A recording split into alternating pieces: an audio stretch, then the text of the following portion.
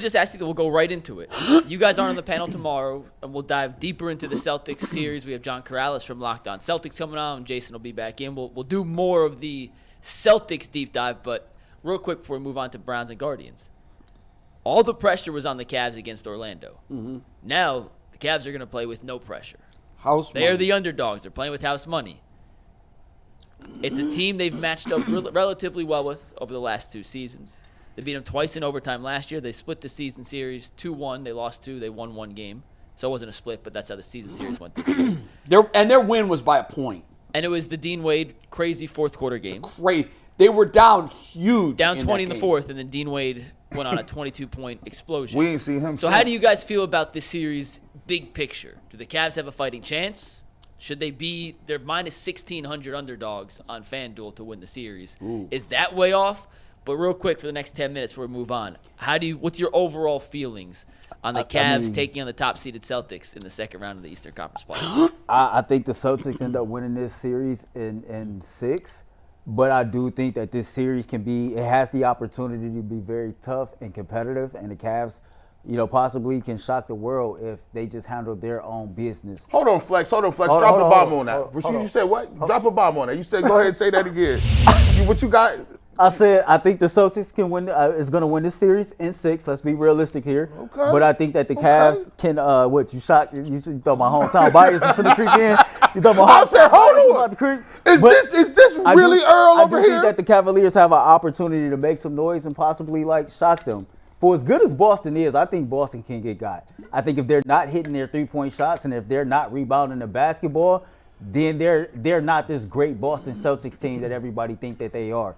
For as good as Jason Tatum is, I don't think Jason Tatum has a killer instinct. I'm just giving you my opinion right now. You're not alone on that. And with Porzingis being hurt, I think that if you can possibly get Jared Allen back, I think that the way that you attack them is get to the paint. What we've seen in this past series is when the 3-point shot wasn't falling for Donovan Mitchell, what did he do? He attacked the basket time in and time out. I think that on the defensive side of the ball, since Evan Mobley is this elite defender, I think your assignment for this entire series needs to be Jason Tatum. You got to try to do whatever you can to neutralize him. I think when it comes to the coaching matchup, I don't think either team got that all good of a coach, if I'm being real with you. So I think they're going to cancel each other out. I think it's going to come down to the other guys. I know that Tatum is going to ball. I know that Spider is going to ball. My thing is, can Darius Garland and Evan Mobley, outball Jaylen Brown and Derek White? And that's what I'm not sure about. That was well-rounded by you, Earl.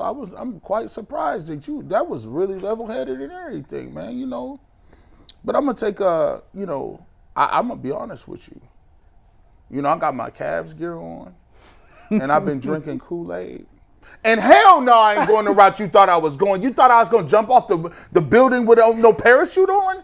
I got this series 4-2, Boston Celtics. Stop playing around. I'm not a Boston Celtics fan, but I will give you a recipe on how the Cavs can create an upset. First and foremost, Max Strus, if you want to decide to be, if you want to, get back in your old bag and start hitting threes, now's the time to do it. The recipe for beating the Boston Celtics has already been laid out for you. The Miami Heat showed you how you got to do it.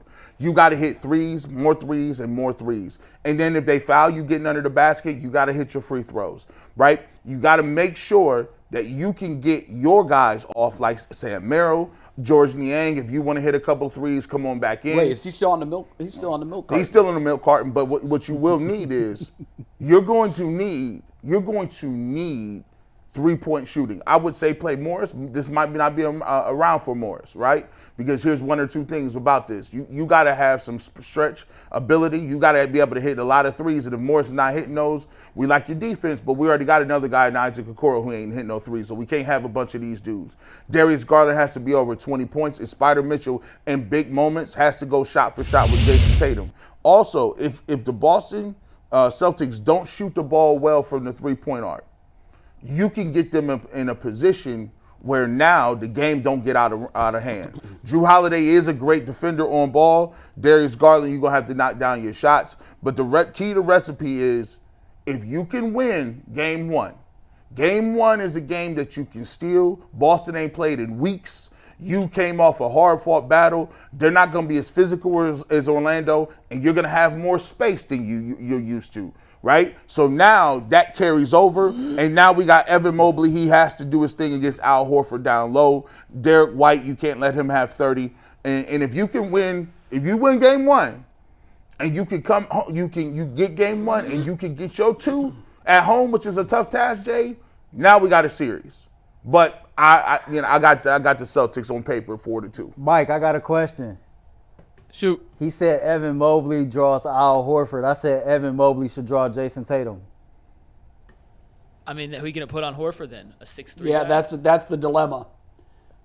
It is a dilemma, I guess, in my mind. Can we figure out what Jared Allen? How does Jared Allen go from being moment to moment? Hold on.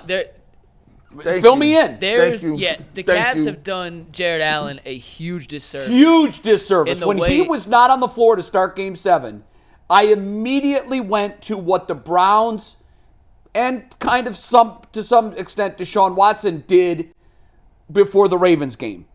Oh, he's going to play. He's going to play. I'm playing. Yeah, I'm going to play. Well, He's gonna not play. even that. I think Well, it goes back to the initial But when they went back to diagnosis. Game 5, I'm going back to Game 5. Yeah. When they said that he's a game-time decision, we all thought, okay, well, even if he doesn't play Game 5, see you in Game 6, big fella. Well, he didn't play Games 5 and Game 6, but he was moment to moment before Game 5. He is certainly going to be ready for Game 7. Nope. And I So- and when he immediately was flashed dressed. back to the feelings I had when Deshaun Watson was a no-go against the Ravens. Do not lean on the side of optimism to a fan base when it comes to an injury. And I will say, the Celtics are flirting with the same thing right now. With Porzingis. Yeah. Because Porzingis all of a sudden is like, oh no, I haven't ruled myself out for this series. No, they have. No, he's not. No, they No. said he's going to miss several games. That's all they said. Yeah, No, but and initially he is saying something different. he is. Yeah. Initially, we thought, oh God, it could be Achilles, and then it was an ankle. Calf And strain. now, and I had someone who is very close to the Boston Celtics tell me yesterday that don't be surprised if you see Porzingis in this series. He did practice for the first time on Saturday. Well, so that's why I bring this up, Mike. I thought he was ruled out for the series. I'll be honest. I didn't realize. Initially, he practiced on Saturday. He I was. think what they thought. Well, and look, I was in New Hampshire all weekend at a wedding. I cannot be blamed for missing. no, a that's random true. I don't practice. blame you for That's that. Porzingis. But what I'm saying is, I think that Boston initially did the right thing with him and said, yeah, it's unlikely he'll play in the second round. But now all of a sudden, they're saying he might play. If he practiced, he's going to play in this series. At some point, he might not be Game 1, but if he was good enough to get on the floor and practice. Now, obviously, how did he feel after that practice? That's the most important thing. But I wouldn't rule him out completely for the series. Don't make that mistake, Cavs. But the reason I bring this up with what's going on with Jared Allen, and I couldn't agree with Mike more, the Cavs needed to always lean on the side of pessimism. Then if Willis Reed happens, you guys are too young to understand that, Willis Reed come running through the tunnel in Game 7. It was more of a walk with Yeah, it the was more of cloudy, a limp. with the white joints on. But I can tell you, because I have had conversations with a member of the Knicks that played on that team, and he had a long career and a successful career. I was on that team. He said, Black don't crack. Hey, nobody caught that. you I know, was on that team. you kind of were. I'm told that when Willis Reed walked through that tunnel, this particular player said, I've never, ever, in all of my years of athletics, have I experienced or felt the energy of a building like I did on that day. And so you want your fan base to be like, oh, hell, he's not going to play. And with Jared Allen, I was like, okay, he's not going to play Game 5. See you in Game 6. And then we discussed this upstairs on Channel 3 at length going into Game 6. I said, leave him off the floor in Game 6. I've seen enough in Games 3 and 4 in Orlando to know that this team isn't going to win Game 6. Right. They're not. It's coming back to Game 7. I don't want to have a recurrence of the injury. The Wagner boys knew that they hit him in the ribs a couple times and got him out. You don't think that they were going to put a big target on his ribs for Game 6? So I thought, okay, smart move. Let's see him run through that tunnel in Game 7. That building's going to erupt. Oh, he's not playing. What? So they built up our expectations, and then it didn't happen. And you're right. Now everybody the text chain at 1:15 yesterday was Jarrett Allen is and I won't even finish it. Yeah. Which is so wrong. It's not fair to the man. And the fair at all. Cavs started the whole thing. They've done him They mishandled it. Yeah. You can't do that, especially in a playoff series. So all of that being said, long way of getting to my prediction. I just think it's going to be Celtics in 5. I can't imagine the Cavs beat them twice. Now, listen, again, I always tell people, don't get pissed at me for what I think. Right. Because what I want is completely different. I want the Cavs to win, of course. We all want to. I mean, rubber stamp it in 4 games. But yeah. I'm trying to be as objective as I can. Having watched the Celtics, even if Porzingis isn't there in game 1, if they should lose games 1 or 2 without Porzingis because of his absence, he will be on the floor in game 3 in Cleveland. And see, I'm trying to be a visionary with this thing, and I know Mike is the one, he's the savant, he's the guru.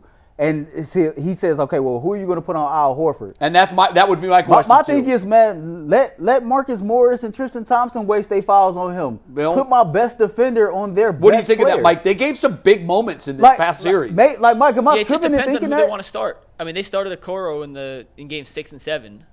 I think you and should continue to start a court. Well, even If you go I do small too. like that- But you're spelling Okoro, and it's smart. You beat up the other team with guys who you can. I look at those guys. I look at Thompson and really Morris. 12 fouls. Yeah.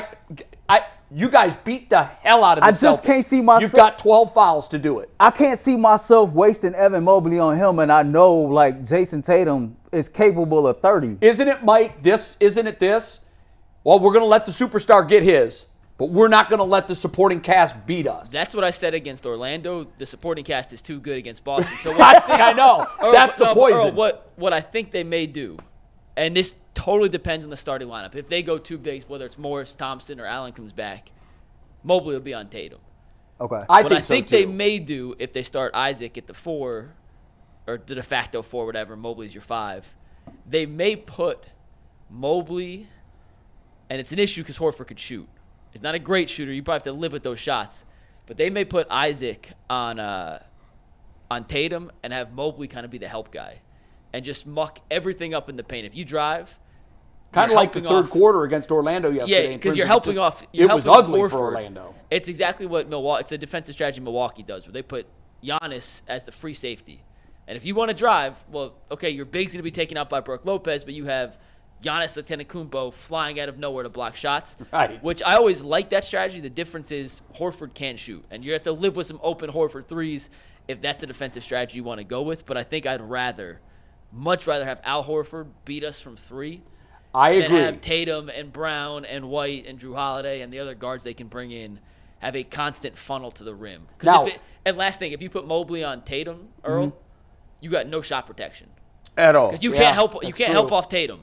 Nope. So you have no rim protection. Your next tallest player on the court is 6'4", and we 6'5". saw how important rim protection was in this last series. I wouldn't, if they're only going 1 big, I wouldn't put Mobley on Tatum because they will take Tatum out and they'll just run to the straight line. Mike, let me ask for your basketball expertise on this.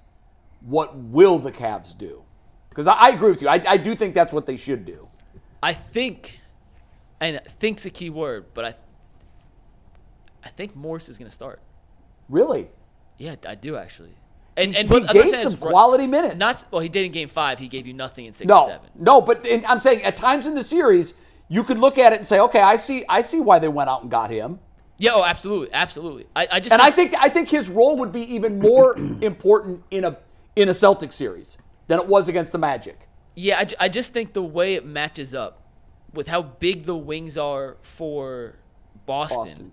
You just need you need size. I just think you need size. And if you go with Isaac, that you have 6'2" Donovan, 6'1" Darius, 6'4" Strus, and 6'5" Isaac. Yeah, it's too small. And I just think Boston's guards are so shifty and they'll get to the rim that if they find ways to get Mobley out, which if you only have 1 big, you'll find ways to spread them out. If it is the other way, you could put Morris on Horford and use Allen or use Mobley, more as your free safety. I just think that makes it more difficult to score. I think this. So game, that's what I would go with. We'll see what JB does. It's going to come down to, believe it or not, it's going to come down to offense. Like, the Cavs have not regularly scored over 100 points. Well, I think that just twice in JB's playoff tenure. And one of the things that you're gonna see in this, and we talk about rotations, who you gonna put Mobley on, who you gonna put, is you gonna have Isaac Okoro, Marcus Morris, is you gonna put, you gotta realize something. Derek White is averaging 20 plus points in the playoffs. Tatum is getting 24, 25. Jaylen Brown is getting 23 a game. We didn't even talk about Porzingis. So yeah, like the worst nightmare for the Cavs is playing really solid defense the whole game, and then in the fourth quarter, a couple guys hit a couple threes and the game is over, right? Like you have to be able to if you got the Celtics down 5, you got to stretch that to 15. That got to be 15 because if it's anything close, they'll erase it. They can erase that like that. Mike, I know we got to go, and just one last question for you.